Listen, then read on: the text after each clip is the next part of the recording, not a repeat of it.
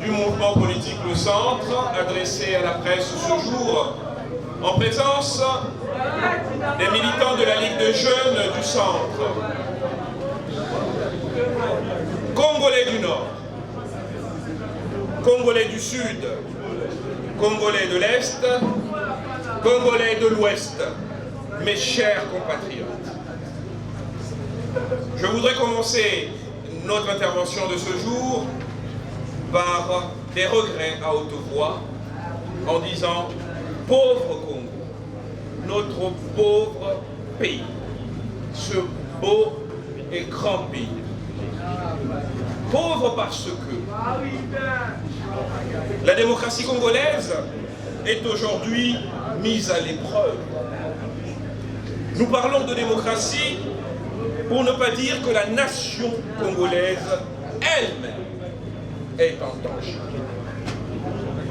Elle l'est non seulement par l'agression rwandaise, mais aussi par l'incurie d'une opposition incapable de convaincre, incapable de rassembler le peuple et parfois même incapable de se rassembler elle-même.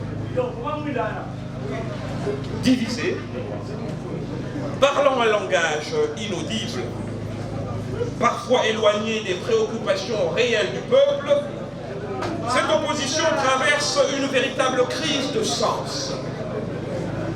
Le sens ici doit être entendu à la fois comme direction, mais aussi comme signification. Pourquoi lutte-t-elle? Où veut-elle conduire la nation, cette opposition? À ces interrogations légitimes, aucune réponse claire n'est apportée. On peine à comprendre ce qu'elle vise comme objectif. Tant son discours et ses postures sont embrumés par une haine viscérale du président de la République en place et un appétit pantagruélique pour le pouvoir perdu, s'agissant d'aucuns, et pour l'espérance d'une jouissance stérile pour les autres. Au lieu d'incarner une alternative crédible, certains discours ne traduisent que rancœur, ambition personnelle et volonté égotique d'accéder au pouvoir pour le pouvoir. Or, dans une démocratie, l'alternative ne se proclame pas, elle se construit. Elle ne s'impose pas, elle convainc. Congolais du Nord, Congolais du Sud, Congolais de l'Est, Congolais de l'Ouest, mes chers compatriotes, notre Constitution est claire. Son article 5 dispose clairement que la souveraineté nationale appartient au peuple. Ainsi, nul individu n'a le droit de s'approprier cette souveraineté. Le peuple est l'arbitre ultime de la volonté politique, ultime de la vie politique. D'où, lorsque certains tentent d'intimider l'opinion ou de se substituer à la majorité silencieuse, d'imposer la minorité bouillante, ils s'éloignent de l'esprit démocratique consacré par notre loi fondamentale. Car la démocratie ne repose ni sur le bruit, ni sur l'intimidation, mais sur la volonté populaire exprimée librement. La majorité, c'est le peuple congolais. Ce peuple patriote, qui sait que son salut se trouve dans l'unité nationale et dans la victoire de nos forces armées face à l'agression rwandaise. Ce peuple qui, conformément à l'article 63 de la Constitution, a le devoir sacré de défendre l'intégrité territoriale et l'indépendance nationale.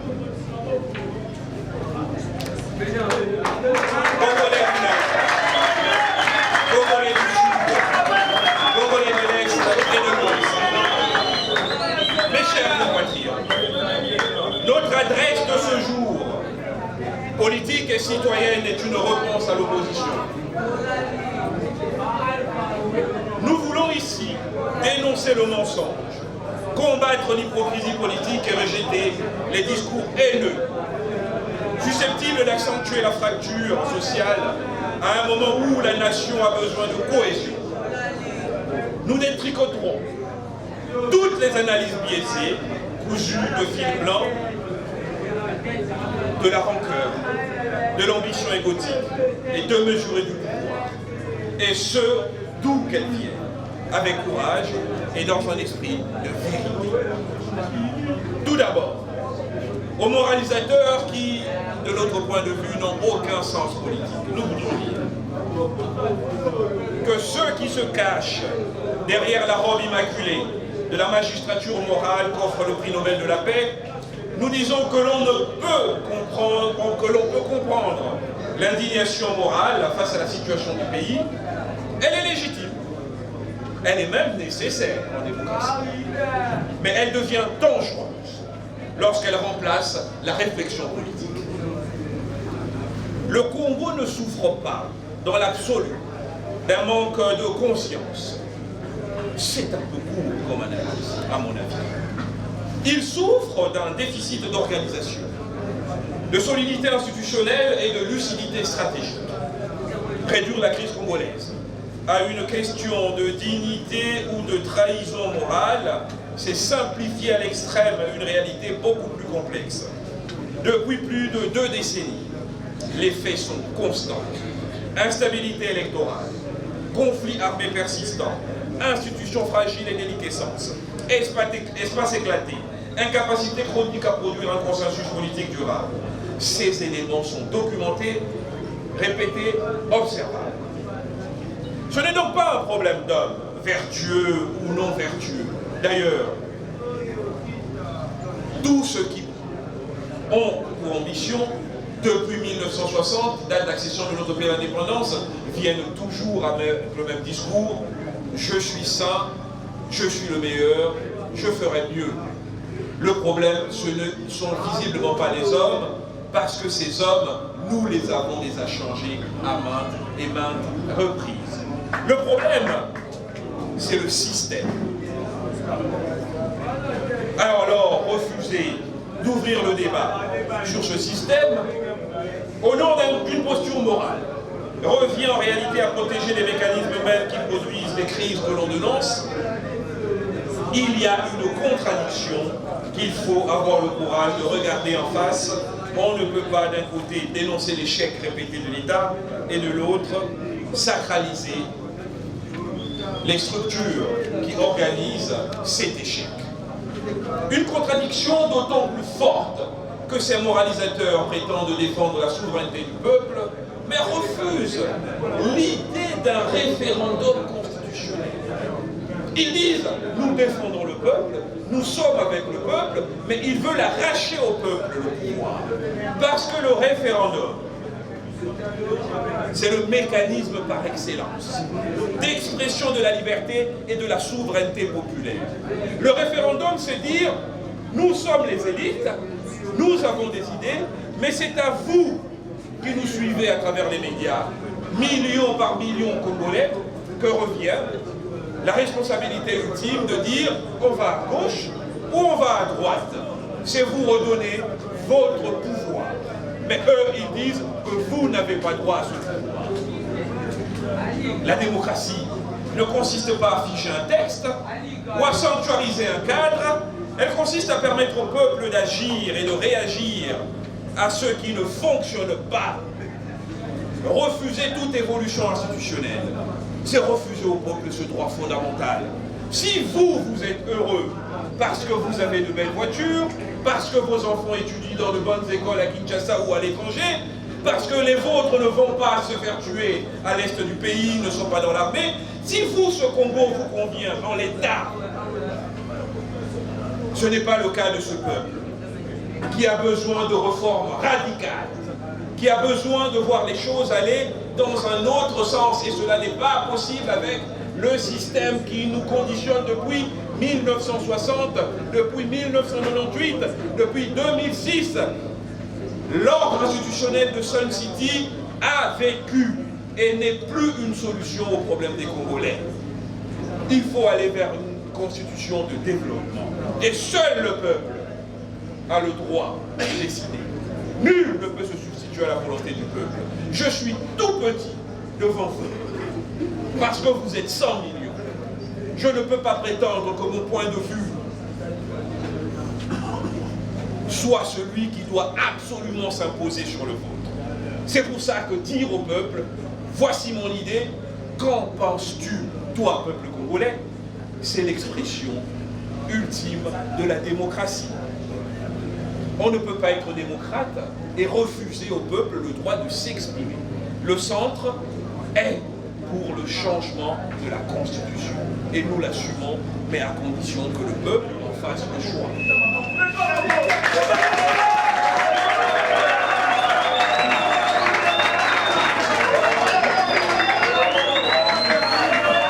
Plus grave encore, ces dissensions d'ordre politique semblent prendre le pas. Et pourtant, nous sommes dans un contexte de guerre prolongée à l'Est.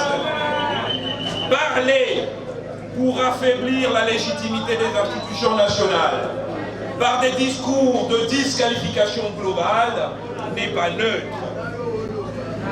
L'histoire montre que les États fragiles deviennent des terrains d'influence pour des agendas extérieurs. Et dans le cas du Congo, cette réalité est documentée depuis des années par des rapports internationaux. Il faut donc être rigoureux. La critique, elle est légitime, mais elle doit être responsable, car il y a une ligne rouge quand la parole politique, surtout lorsqu'elle émane d'un homme qui exerce la magistrature morale d'un prix Nobel de la paix, contribue volontairement ou non à délégitimiter l'État sans proposer des mécanismes crédibles de reconstruction, elle ne renforce pas la démocratie, elle crée du vide. Et dans un pays comme le nôtre, le vide est toujours occupé, mais rarement dans l'intérêt du peuple. L'histoire congolaise nous enseigne une chose essentielle. Les grandes tragédies nationales naissent rarement d'un excès de débat. Ce n'est pas le débat ouvert, la dispute républicaine sur la réforme constitutionnelle qui est le problème. Les débats ne sont jamais nocifs en démocratie. Les tragédies congolaises ne naissent pas des débats. Elles naissent de l'incapacité à organiser ce débat dans un cadre structuré, souverain et maîtrisé. Le vrai enjeu n'est donc pas de dénoncer, le vrai enjeu est de transformer. Cela suppose du courage politique, mais aussi de la cohérence. Accepter que le peuple soit consulté, accepter que les règles puissent évoluer, accepter que la stabilité passe parfois et souvent par des réformes radicales. En réalité, on ne peut pas dire qu'on défend le peuple en lui refusant la parole. Parce qu'au fond, la question est simple. Veut-on défendre des principes abstraits dont le seul substrat est la psychose d'un mandat supplémentaire pour le président en place, ou on veut construire un État qui fonctionne réellement? Le Congo n'a plus besoin de posture. Le Congo a besoin de solutions. Maintenant, à ceux qui auraient pu être une voie de sagesse, mais qui ont choisi la posture du pompier pyromane, à ceux dont les anciennes fonctions à la tête de notre pays auraient dû donner un rôle de recours, de sagesse, mais qui, comme je le dis, préfèrent jouer les pompiers pyromanes et qui avancent des discours et des positions qui méritent d'être examinés avec rigueur et cohérence. Nous disons ceci, comme Congolais, en regardant le peuple dans les yeux, parce que nous avons dit nous allons détricoter tous les mensonges. Nous allons rendre la politique et la vérité politique, ce qui se passe en coulisses, accessible à chaque Congolais, pour que chaque Congolais sache ce qui s'écrit sur son dos pour l'avenir de ce pays. Nous disons, en analysant les choses, que sur la question du respect de la Constitution, il faut éviter de l'histoire. On ne peut pas se présenter comme un défenseur intransigeant de l'ordre constitutionnel sans reconnaître un fait politique majeur. On a eu à exercer soi-même le pouvoir au-delà des délais prévus par la Constitution. Ce n'est ni une interprétation, ni un jugement. C'est une réalité, un fait, documenté et même dorénavant consacré comme jurisprudence par un arrêt de la Cour constitutionnelle se basant sur l'article 70 de notre Constitution. Le dernier mandat de l'ancien président de la République devait prendre fin en 2016. Nous ne l'avons pas oublié. Il est resté néanmoins au pouvoir jusqu'en janvier 2019. Dès lors, sa posture actuelle de gardien absolu de la lecture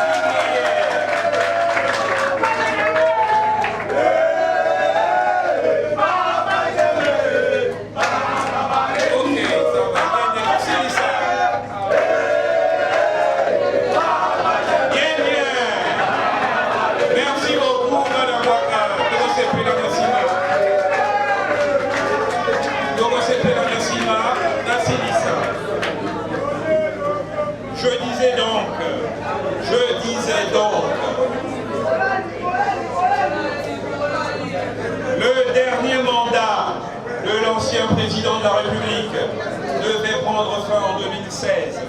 Il est resté au pouvoir jusqu'en janvier 2019. Dès lors, sa posture et la posture de tous les communicants de cette aile nostalgique devrait s'accommoder d'un peu plus de réalisme et de souplesse. Prendre une attitude tendant à faire penser que l'on est le gardien absolu de la rectitude constitutionnelle est une preuve de contradiction évidente entre les faits d'aujourd'hui qui ne correspondent plus aux intérêts du moment et les faits d'hier qui correspondaient aux intérêts de l'époque.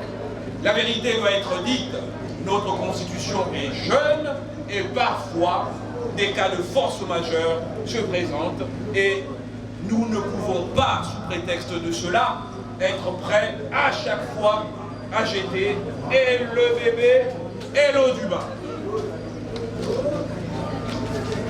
Ensuite, sur la guerre, affirmer que la paix est un choix peut sembler séduisant, mais cela reste incomplet. Les rapports des Nations Unies ont établi à plusieurs reprises l'application des forces armées rwandaises dans le conflit à l'Est, notamment à travers leur soutien au M23. Cela signifie que la guerre que connaît notre pays n'a pas de justification interne. Elle est surtout le résultat d'une agression à caractère géopolitique. Dans ce contexte, réduire la guerre, l'agression de notre pays à une simple question de volonté politique interne revient à occulter une dimension essentielle du problème. Mais il y a plus préoccupant, je vous assure, mes chers compatriotes. lorsque un ancien chef de l'État choisit de s'exprimer depuis Goma, en jouant les Cassandres, dans une zone qui échappe au contrôle effectif de l'État congolais, une zone où l'autorité est exercée par une rébellion dont le soutien extérieur est documenté et n'est plus discutable, soutien du Rwanda, reconnu par tout le monde, lorsque notre ancien président de la République choisit donc Goma, cela ne peut pas être politiquement neutre. Ce n'est pas possible. Il faut dire les choses avec clarté. Cette présence objective, dans une zone sous influence rwandaise, soulève une question stratégique majeure. À qui profite cette situation? Le fait est le suivant. La présence d'une figure politique de premier plan, ancien chef de l'État, dans un espace contrôlé par une dynamique soutenue de l'extérieur, contribue à donner une façade interne à une crise dont les racines sont externes. C'est cela que j'appelle, en termes politiques, la congolisation de l'agression rwandaise. Autrement dit, transformer cette guerre d'agression en conflit politique interne, afin d'embrouiller la lecture et d'en diluer les responsabilités. Dans cette logique, il n'est plus seulement question de position personnelle, il est question d'intérêt. Et l'intérêt de l'agresseur, dans ce cas est clair, affaiblir la lisibilité du conflit, fragmenter la cohésion nationale et introduire une ambiguïté politique au sommet de l'État congolais.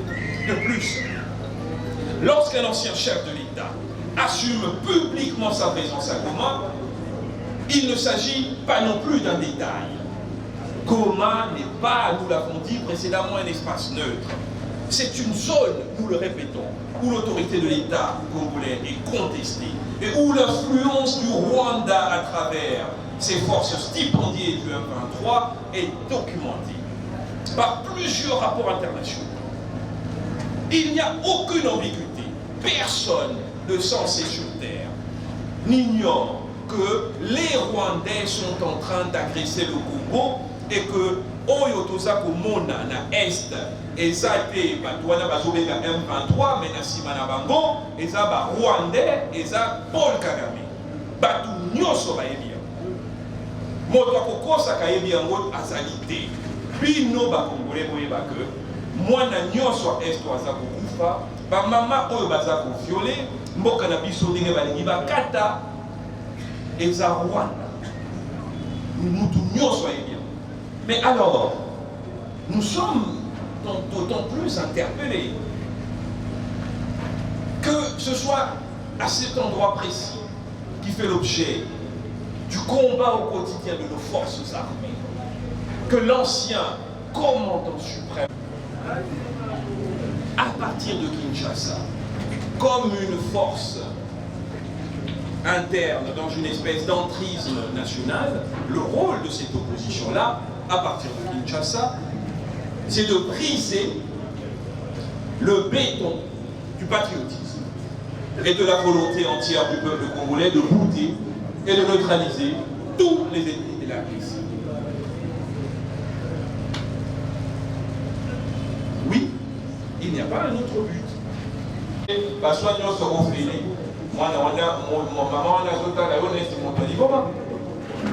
Donc, pour le vaquero, que ça va quitter, les attentes sous moi le bouta mon aîné. L'oba oyo yo kosala kolikawana. Mais koko sate que elo kosala mité. Dans mususu mokozi alero asali oyo ya kokai kosala.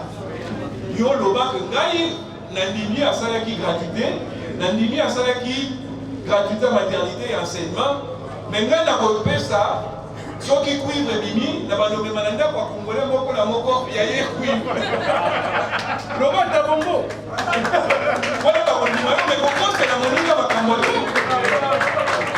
loba soki yamba loba ya sala ki boye mais ngai na kosala koleka po soki yamba ya mibale bimi na balobe chango na bakantine na pesa congolais na congolais. Voilà, mais c'est un discours politique, mais on peut bosser un beau ami.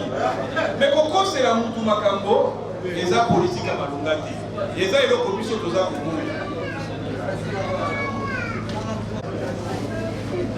Que Bitumba Oyo Toza Kokunda la Est, les Anetima Seki. Alors que peut-être que Awa, Songola Topakala, Abungisan de Kunaye, Azumunda, Bitumba Kuna. Maman Moko Tamtou Awa comme veuve, pour mon na Koufa na front. Moi, je suis comme orphelin Awa, pour papa na Koufa na front. Yo, Oya Kolobake, Onayo, Guerwana, Ezama Seki. Les a manqué de respect, n'a pas fait d'essai, pas tout bateau pour la mission. Je disais donc que le budget de l'État est passé de 4 milliards à 20 milliards en 4 ans. La gratuité de l'enseignement primaire a permis l'accès des millions d'enfants supplémentaires à l'école et celle de la maternité a permis à des millions de bébés de naître actuels ou consubstantiels au pouvoir actuel est devenu un réflexe politique. Mais une critique sérieuse ne peut s'arrêter à qui est en réalité ce qui total la dynamisme, corruption, pour à l'État, ce qui total la dynamisme. Tout ça, la maman a bazalaka depuis l'époque à Kasavubu, Lumumba, Mobutu, Mzee Kabila, Kabila le fils. Koyiba bongo à l'État. Et bandit les lots. Ah, donc Koyiba bongo à l'État, biso ba Congolais, to banda ngokala. Yangwana, koloba que et bandit les lots, et attendent sous le kuta. Il faut que tout le monde possède. Dans tout nibino, ba maman, ba plutôt dans le monde arabe. Moïb y a l'État, et bandit les lots. Donc peut-être que le problème est habillé sur mon combat. Mais alors, plus tant que Kokosa qui bandit les lots, qu'est-ce que Bisso Tonganaza qu'est-ce que je vois? Je vois la multiplication des procédures judiciaires, des enquêtes, des procès, des dénonciations citoyennes, toutes choses qui en réalité montrent que si le problème existe, si le problème persiste, le président de la République a pris le taureau par les cornes. Parce que jamais dans l'histoire de ce pays, en tout cas depuis que moi je fais de la politique, je n'ai vu autant de procédures judiciaires, autant de suspensions de responsables publics, autant de révocations que maintenant. Ça veut dire que lui, au moins, il voit le problème et il essaye de trouver une solution. Ce qui n'est pas, sans doute, un problème simple. Ce problème de corruption qui est un problème de société, mais qu'il faut combattre avec la dernière énergie. Le point le plus grave reste la qualification de la guerre à l'Est comme distraction. Ils disent que la guerre à l'Est est une distraction. Là, il ne s'agit plus d'une divergence politique. Il s'agit d'un problème de responsabilité. Parce que cette guerre, ce ne sont pas des mots. Selon les données des Nations Unies et de nombreuses ONG, voilà les vrais chiffres que les Congolais doivent entendre. Pas les chiffres qu'on a donnés. Parce que certains sont venus balancer à l'opinion des chiffres sur la guerre, pensant avec le viol utilisé comme arme de guerre systématique. Ça, ce sont les rapports de Human Rights Watch. Mais on a même un prix Nobel de la paix qui a été consacré prix Nobel de la paix, justement en rapport avec les affres de cette guerre. Donc dire que cette guerre qui dure depuis 30 ans est une distraction, c'est faire preuve d'un cynisme politique innommable. Le Rwanda, par l'économie de guerre, a pillé 450 milliards de dollars en République démocratique du Congo. Ces richesses ont été extraites et détournées via des réseaux transnationaux liés à l'économie de guerre, l'ai-je dit. Est-ce que cela aussi c'est une distraction? Est-ce que le pillage des minerais, les circuits mafieux internationaux, l'économie de guerre structurée relève d'une mise en scène politique? Non. C'est une réalité géoéconomique, géopolitique. Dès lors, qualifier cette guerre de distraction, c'est nier les faits, minimiser les souffrances, affaiblir la position du Congo et brouiller la compréhension d'un conflit dont les enjeux sont pourtant clairement établis. Le Rwanda a besoin de cette guerre pour l'enrichissement de son élite militaire et maintenir sa mainmise sur son petit pays. Le Rwanda a besoin de cette guerre pour asseoir sa dictature. Le Rwanda a besoin de cette guerre pour renforcer l'idée d'une commisération internationale en faveur de son pays, toujours convalescent du génocide qu'ils ont connu en 1994. Et aujourd'hui, la victime, c'est le Congo. Voilà la vérité. Tout le reste n'est que fumisterie. Enfin, pour répondre à cette opposition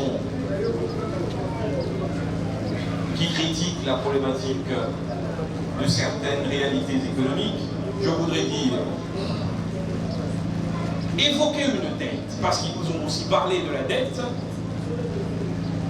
et ils ont aussi parlé de la monnaie, sans contextualiser, c'est également insuffisant. Ce sont des arguties qui ont été énoncés. Une analyse sérieuse exige de comparer, de nuancer, de comprendre les dynamiques budgétaires en cours, mais aussi, sauf à faire preuve d'ultra-crépidarianisme, il est préférable de ne pas laisser transparaître son ignorance sur des sujets économiques qui répondent à des logiques d'analyse particulières, très rapides, sans entrer dans les détails techniques. La première chose à savoir, c'est qu'une dette qu'on analyse de façon comptable, sans tenir compte de sa soutenabilité et des objectifs ex-ante, ni même soulever la question de la nature de la dette, publique, privée, concessionnelle ou pas, multilatérale, court, long terme. Sans entrer dans ces détails-là, disais-je donc, démocratie, les opinions sont destinées à s'affronter dans un esprit pacifique et civilisé. L'article 23 de notre actuelle Constitution garantit la liberté d'expression. L'article 24 consacre la liberté d'information. Le débat constitutionnel est donc légitime. La Constitution elle-même prévoit jusqu'à une certaine mesure des mécanismes de sa propre révision. L'article 218 autorise l'initiative de révision constitutionnelle et l'article 5 reconnaît le référendum comme mode d'expression directe de la souveraineté populaire.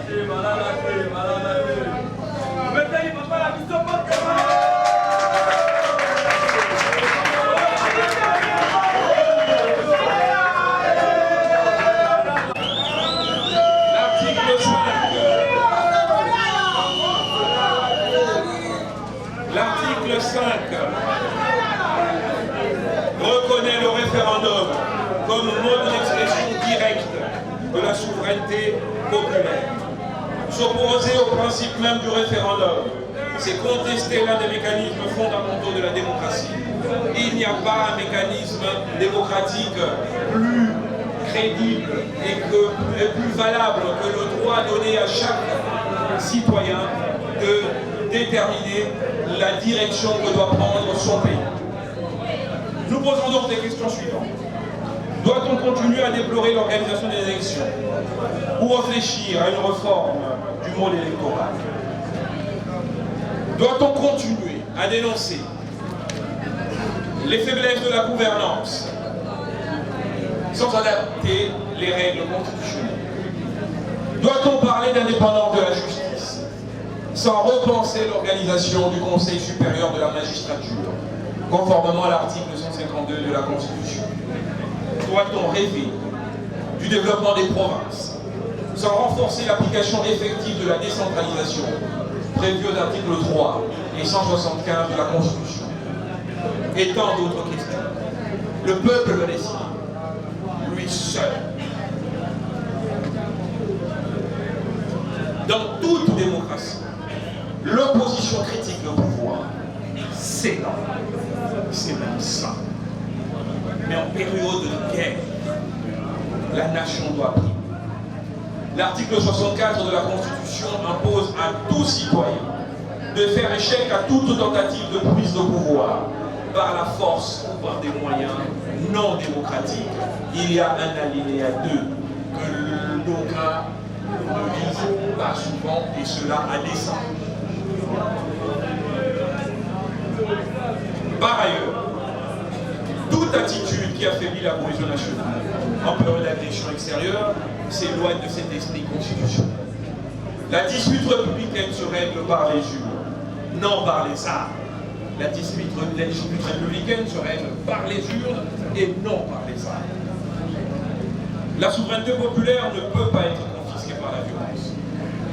On ne peut pas arracher au peuple son droit de s'exprimer avec des kalachnikovs sur la tempe, comme cela se passe à Goma, à Bukavu, à Bunagana et dans tous les territoires occupés par le Rwanda. La souveraineté populaire, disais-je donc, ne peut pas être confisquée par la violence. Qui a donné à des groupes armés le droit de gouverner nos frères dans les territoires occupés? Personne. Car l'article 1er de la Constitution proclame l'unité et l'indivisibilité de la République.